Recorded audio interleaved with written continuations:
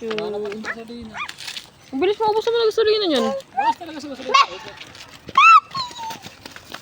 Sige po. Hindi ka naman nagpapagaso. Hindi ka naman nagpapagaso. Pagas na ako 100 na. Oh, yung Bye-bye, Mimi. Peace. Pagod na ako. Naglakad pa naman ang purusa hanggang dito sa labason. Pinaglakad ako ni Daddy. Daddy! baka ito dyan eh. Halalo! Alam niyo anak, si baby nung maliit pa dito natin ginagala ah. Natatandaan niyo? Ha?